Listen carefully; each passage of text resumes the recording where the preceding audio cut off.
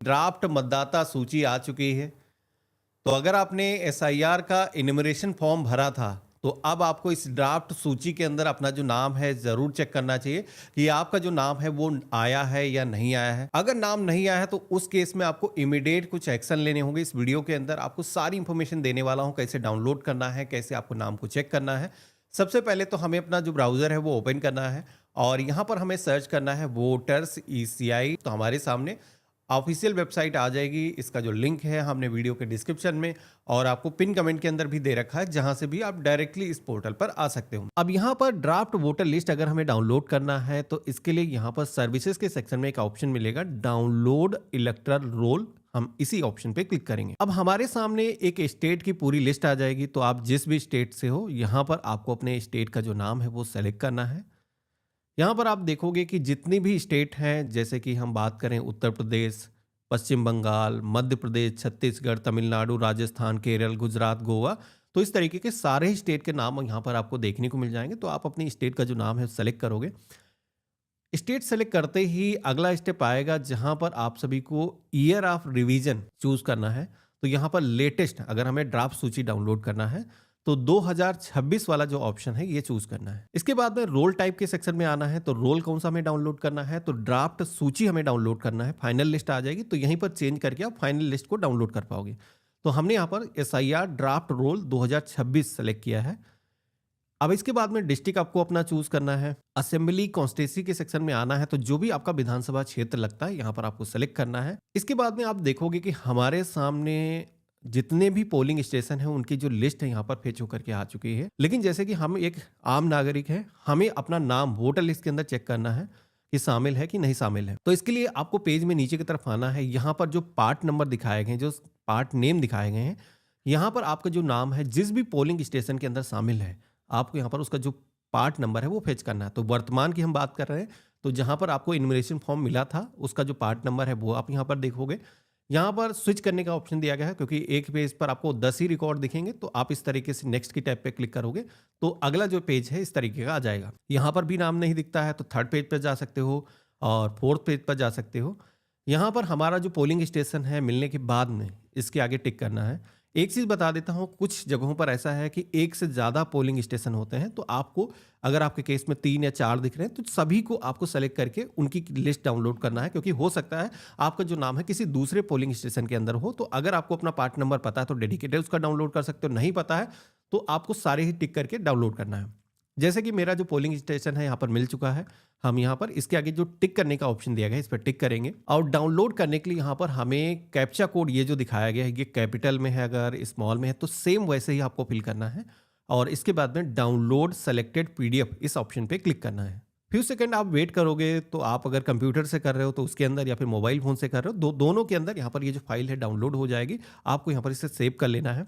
इसके बाद में जब आप इसे ओपन करोगे तो कुछ इस तरीके का पीडीएफ फाइल आपके सामने डाउनलोड होगा। आप देखोगे कि 2026 के अंदर जो है जो ड्राफ्ट सूची गवर्नमेंट ने जारी करी है, जिसके अंदर गवर्नमेंट की तरफ से कहा गया था कि जितने लोगों ने अपना इन्यूमरेशन फॉर्म भरा है, अपनी फैमिली मैपिंग करी है, या फिर जिन लोगों ने मैपिंग नहीं करी, अपना इन्यूमरेशन फॉर्म ही भरा है, basically Aadhaar number, date of birth दर्ज करके, अपना मोबाइल नंबर दर्ज करके सबमिट कर दिया है, तो ऐसे लोगों के जो नाम है यहाँ पर मतदाता सूची के अंदर जोड़े गए हैं। अब आपको नाम को देखने के लिए करना क्या है, इस पेज में नीचे की तरफ आना है।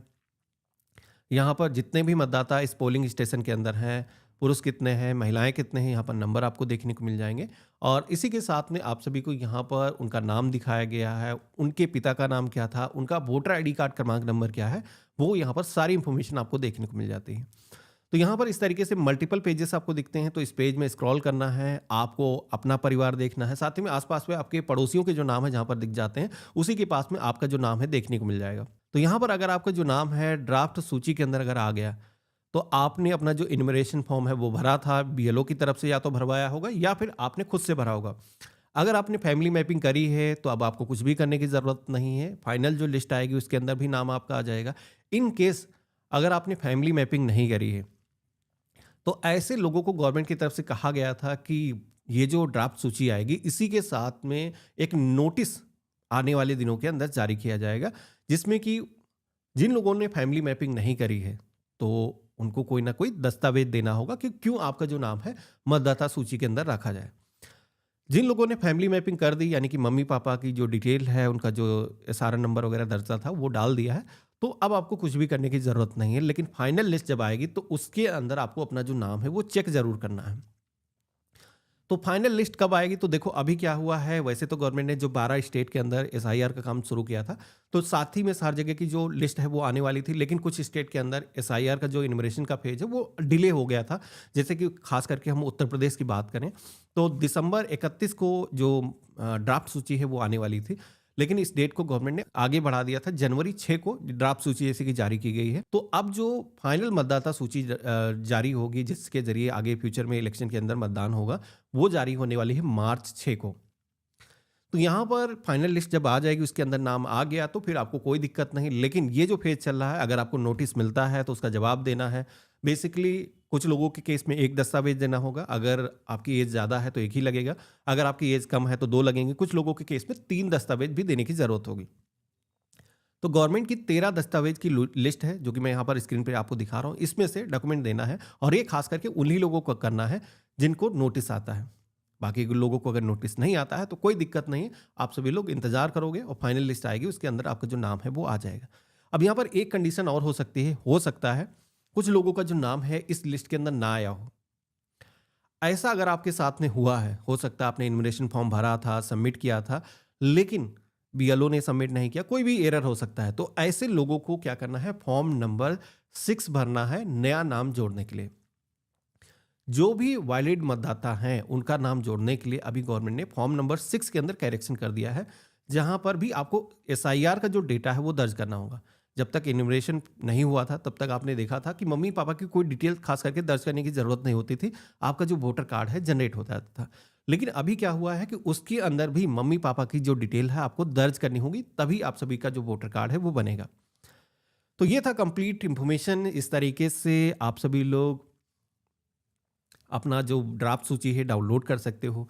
यहाँ पर आ करके आपको अपने परिवार का नाम, जो भी सदस्य हैं उनके नाम ज़रूर चेक कर लेना है, क्योंकि ड्राफ्ट सूची के अंदर अगर नहीं आया तो समय रहते आपको अपना जो नाम है इसके अंदर जुड़वाना है। अगर नोटिस आता है तो उसका भी जवाब देना है।